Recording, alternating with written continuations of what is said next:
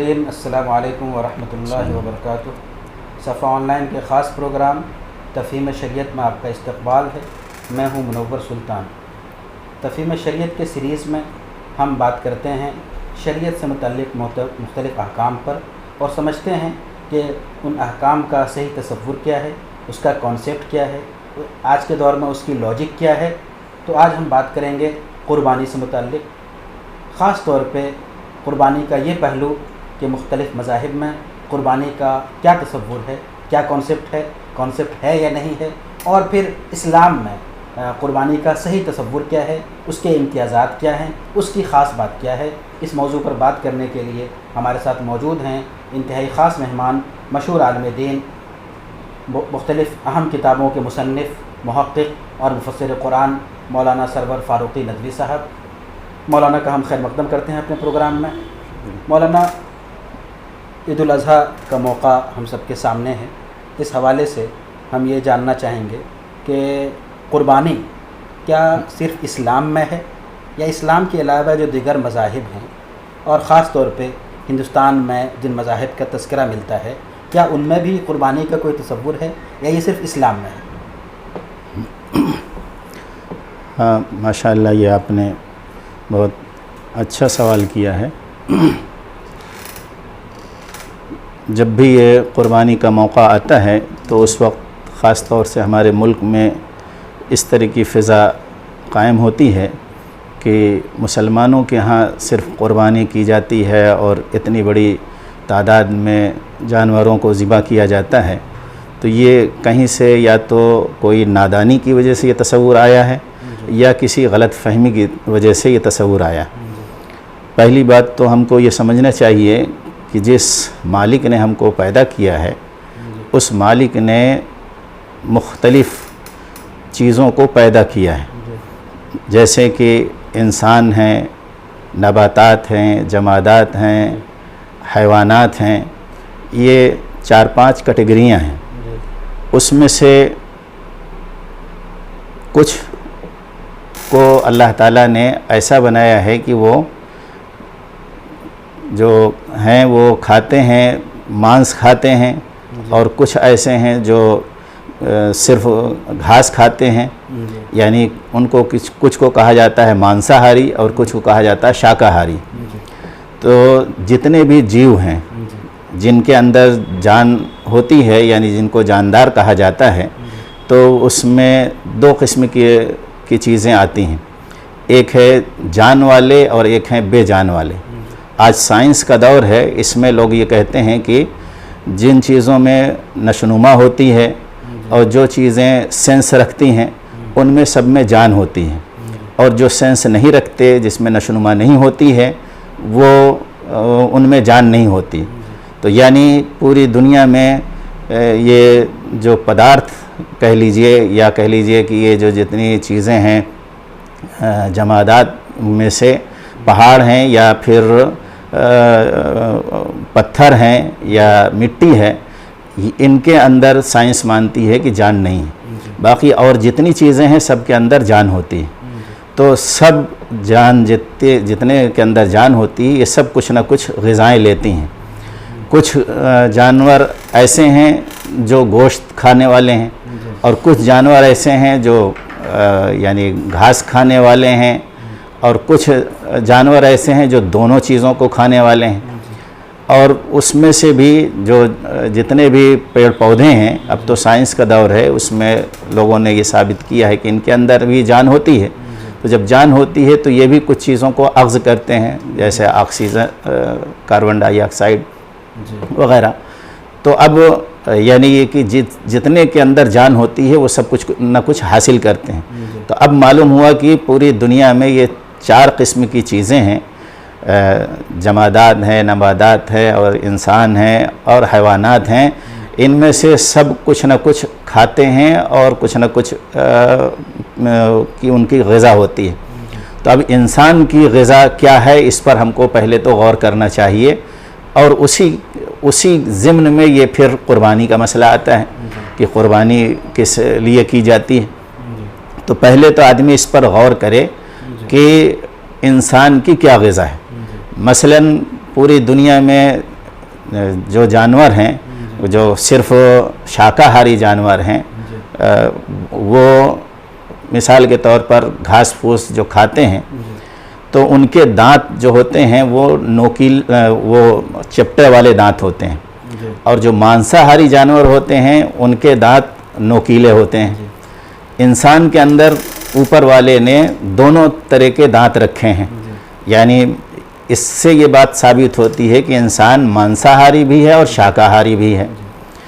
दूसरी चीज़ ये कॉमन मिलती है कि जो जानवर मांसाहारी हैं उनका पानी पीने का जो तरीक़ा है वो ज़बान से पीते हैं, और जो जानवर उस शाकाहारी हैं वो जानवर होंठ के ज़रिए से पीते हैं।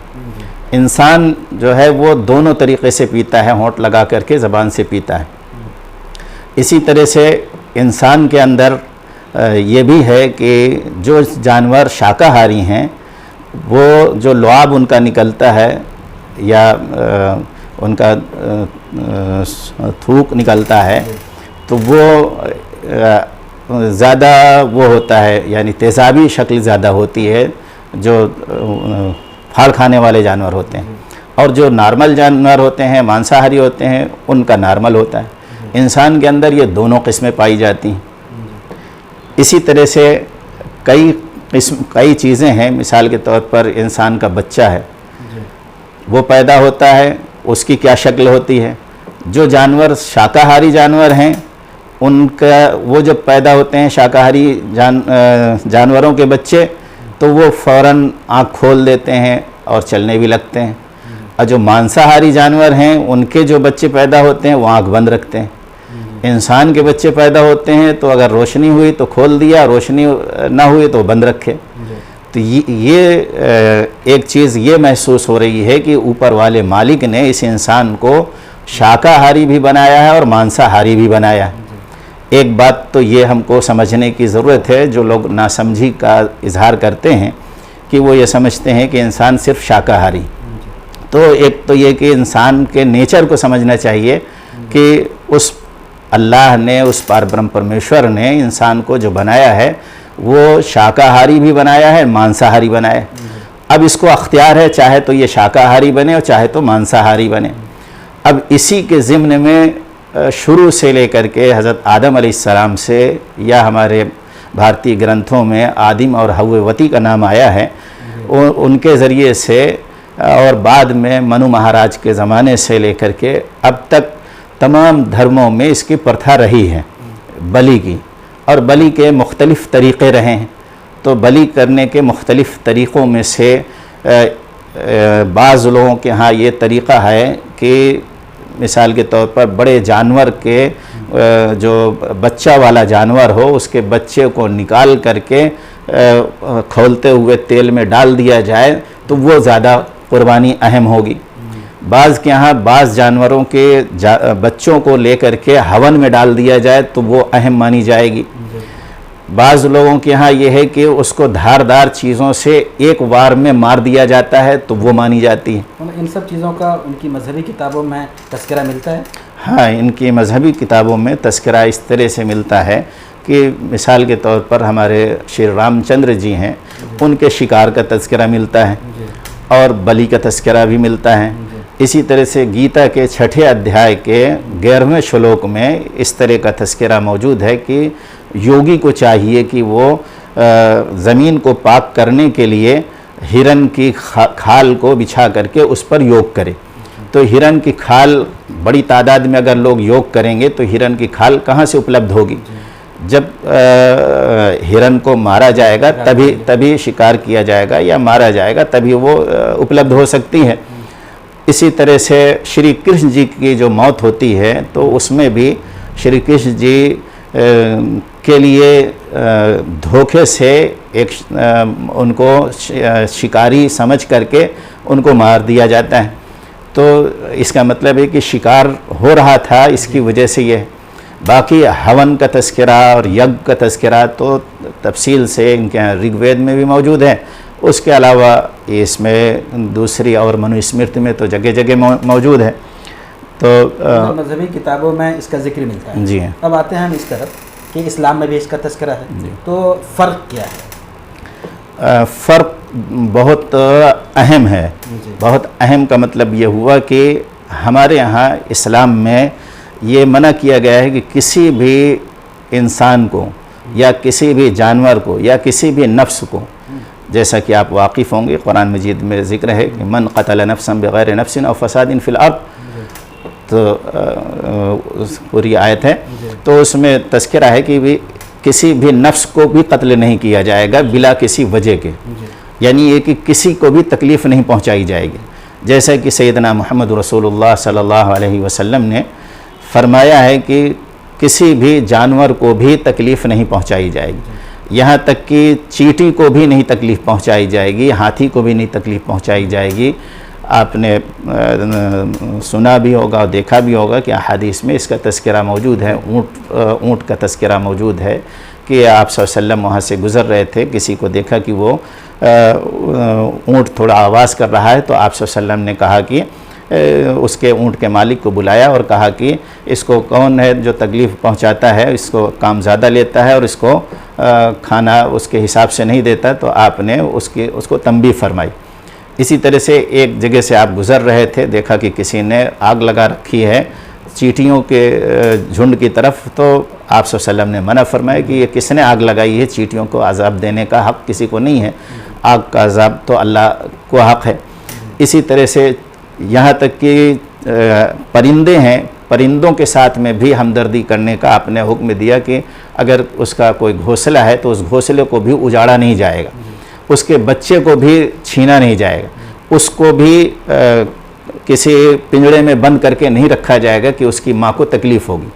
तो इसी तरह से हमारे यहाँ कुर्बानी में भी इसका लिहाज रखा जाता है कि जानवर को किसी भी तरह से तकलीफ़ ना होने पाए। आप सल्लल्लाहु अलैहि वसल्लम ने इसीलिए कुर्बानी के सिलसिले में मना फरमाया है कि कुर्बानी वाले जानवर के सामने छुरी तेज़ ना की जाए, कुर्बानी वाले जानवर के सामने दूसरा जानवर कुर्बान न किया जाए, यानी एक जानवर खड़ा करके दूसरे जानवर को उसके सामने कुर्बान न किया जाए। इसी तरह से आप सल्लल्लाहु अलैहि वसल्लम ने मना फरमाया है कि किसी जानवर को घसीटते हुए न ले जाया जाए, कान पकड़ करके न ले जाया जाए, बल्कि उसके गर्दन के पास से हाथ लगा करके उसको ले जाया जाएगा। ले जाए, एक साहब ले जा रहे थे कान पकड़ करके, आपने मना फरमाया, कहा कि यहाँ से। इसीलिए कुर्बानी के वक्त हमारे यहाँ जो तरीक़ा अपनाया जाता है वो पूरी दुनिया में सबसे निराला कहा जाएगा और सबसे अहम कहा जाएगा, इसलिए कि इस वक्त आप जानते हैं कि पूरी दुनिया में साइंस का जो दौर है, इसमें सब ने इस बात को समझ लिया है कि सब चीज़ों के अंदर जान होती है। तो जानवरों में भी जान है और बैक्टीरिया जितने हैं उसमें भी जान है, और पेड़ पौधे हैं उसमें भी जान है। तो तकलीफ़ की जहाँ तक बात है, तो तकलीफ़ हमारे बहुत से भाई ये समझते हैं कि कुर्बानी के ज़रिए से तकलीफ़ दी जाती है जानवरों को। इस्लाम तकलीफ़ देने से बिल्कुल मना करता है, तो इसलिए ऐसा तरीक़ा अपनाता है जिसमें कि तकलीफ़ ना हो। जर्मन की एक यूनिवर्सिटी है, हानोवर यूनिवर्सिटी और यूएसए की यूनिवर्सिटी है, इन दोनों यूनिवर्सिटियों में रिसर्च हुआ है। इस रिसर्च के ज़रिए से ये बात साबित हुई है कि जितने भी तरीक़े हैं, यज्ञ के तरीक़े हों, कुर्बानी के तरीक़े हों, ज़िबा करने के तरीक़े हों, मारने के तरीक़े हों, इन सारे तरीक़ों में जो मुसलमानों के यहाँ ज़िबा करने का तरीक़ा है, उस तरीक़े में ज़रा सी भी तकलीफ़ नहीं होती। इसीलिए हमारे यहाँ मना किया गया है कि कुर्बानी वाला ही जानवर या बिस्मिल्लाह अल्लाह अकबर पढ़ करके खाने वाला ही जानवर सिर्फ खाया जा सकता है, बाकी कोई गिर करके मर जाए तो नहीं खाया जाएगा, कोई अगर ज़ख्मी कर दे तो नहीं खाया जाएगा, कोई मर जाए, मरा हुआ जानवर हो तो नहीं खाया जाएगा। अगर सिर्फ गोश्त खाना मकसूद होता तो फिर ये सब खाए जाते। तो इसका मतलब है कि गोश्त खाना मकसूद नहीं, मकसूद तो ऊपर वाले की बात मानना और तमाम इंसानों के साथ में ख़ास तौर से गरीबों के साथ हमदर्दी करना। इसके पीछे जो राज है वो गरीबों के साथ में हमदर्दी और गरीबों की सेवा करना।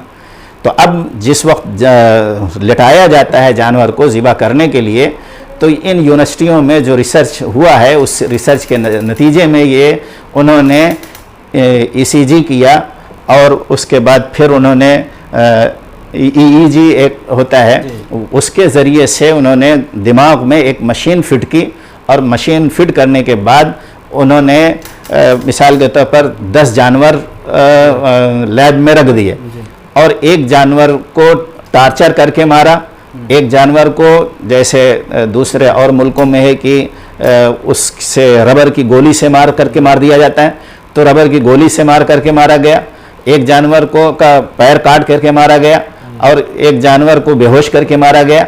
इस तरह से 7-8 तरीक़ों से मारने के लिए के तरीक़े अपनाए गए। उसमें से वो जो मशीन के ज़रिए से फ़िगर जो उन्होंने मुतय्यन किया, उस फिगर में 0 पॉइंट इस पर है जो ज़िबा करने का तरीक़ा मुसलमानों के यहाँ। उसकी वजह यह है कि जिस वक्त गर्दन पर छुरी चलाई जाती है, तो गर्दन पर जब छुरी चलती है तो ये रग वाली जो है इसका ताल्लुक़ दिमाग से होता है, तो ये इसके कटने से दिमाग से ताल्लुक़ ख़त्म हो जाता है। जब दिमाग से ताल्लुक़ ख़त्म हो जाता है तो जिस्म का दर्द ख़त्म हो जाता है, तो जब जिस्म का दर्द ख़त्म हो जाता है तो उसको तकलीफ़ नहीं होती है। तो इसीलिए हमारे यहाँ कहा गया कि फ़ौरन तेज़ छुरी हो और फ़ौरन काटा जाए। जब फ़ौरन तेज़ी के साथ में इस नस को काट दिया जाता है तो दिमाग से इसका ताल्लुक़ ख़त्म हो जाता है। जैसे आदमी बेहोश होता है, जब ऑपरेशन करते हैं तो बेहोशी की हालत में फिर वो उसको कुछ एहसास नहीं होता, इसी तरह से वो रग के कटने से उसका एहसास ख़त्म हो जाता है। जैसे आप जिस्म में कहीं पर आप ब्लेड लगाएं, जहाँ से ब्लेड शुरू करेंगे तो जब तक आगे ब्लेड बढ़ेगी तब तक यहाँ से दर्द शुरू होना शुरू होगा। उसी तरह से जैसे गले पर ये छुरी लगाई जाती है, जहाँ से दर्द शुरू होता है तब तक वो बात काम ख़त्म हो जाता है। तो इसलिए ये ज़ीरो लेवल पर आया, ये तजर्बा से ये साबित हो चुका है कि उसको दर्द नहीं होता। अब आप ये सोच रहे होंगे कि फिर वो फड़फड़ाता क्यों है और वो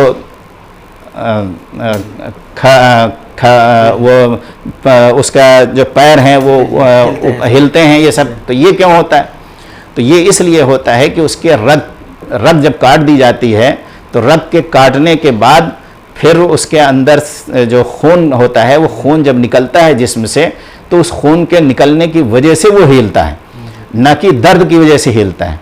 इसकी मिसाल आप उससे समझ सकते हैं, मिसाल के तौर पर छिपकली है, तो छिपकली की दुम जब कट जाती है तो वो अलग फड़फड़ाती रहती है, लेकिन उसके दर्द का ताल्लुक़ ख़त्म हो चुकता है, उस छिपकली के दुम में नहीं होता। दुम जो फड़फड़ाती रहती है उसमें नहीं होता।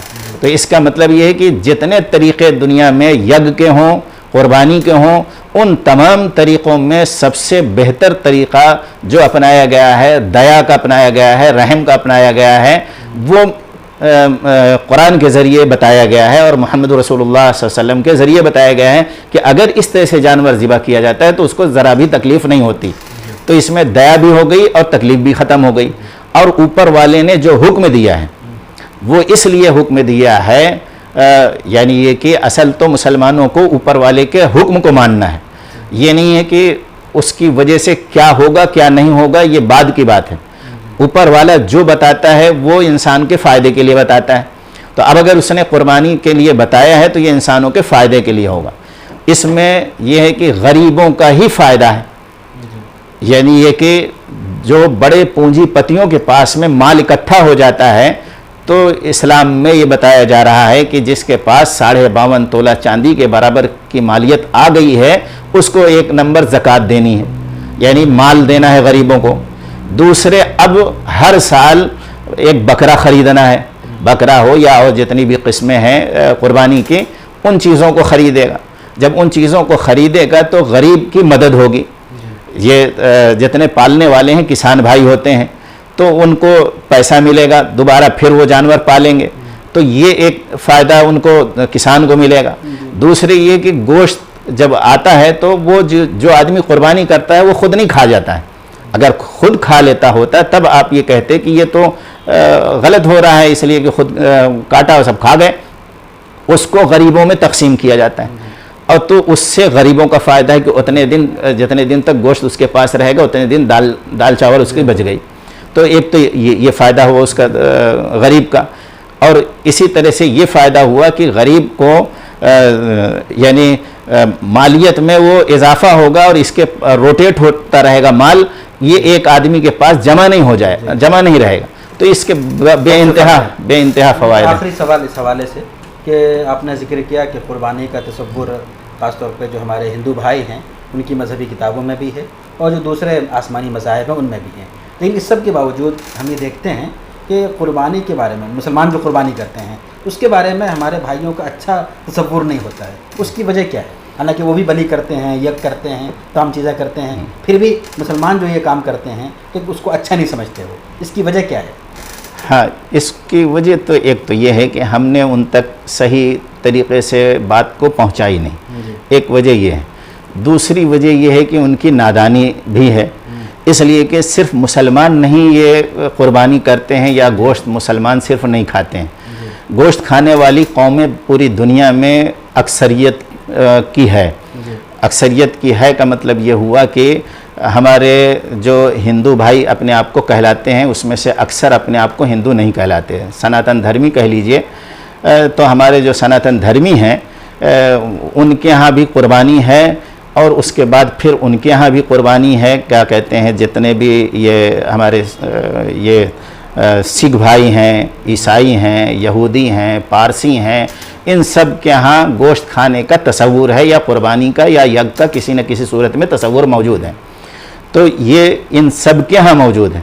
तो अगर कोई एतराज़ किसी को करना है तो सबको करना चाहिए। अगर किसी को हमदर्दी है जानवरों से तो सबको, सबके साथ होनी चाहिए। और फिर जानवरों के साथ में क्या, सबके साथ होनी चाहिए। जहाँ तक अगर कुर्बानी के सिलसिले में लोग जो एतराज़ करते हैं उसमें इस बात को भी गौर करना चाहिए कि जो वो कुर्बानी पर एतराज़ करते हैं या हत्या पर एतराज़ जिनका होता है तो उनको गौर करना चाहिए कि जीव तो सब जीव हैं, चाहे वो ये हो क्या कहते हैं हाथी हो और चाहे वो बकरा हो और चाहे वो चूहा हो और चाहे वो छोटा कीड़ा हो। तो ये सब हत्याएं हैं। साइंस कह रही सबके अंदर जान है और अब इस वक्त रिसर्च से साबित हो चुका है कि जितने भी पेड़ पौधे हैं इन सब के अंदर जान होती है।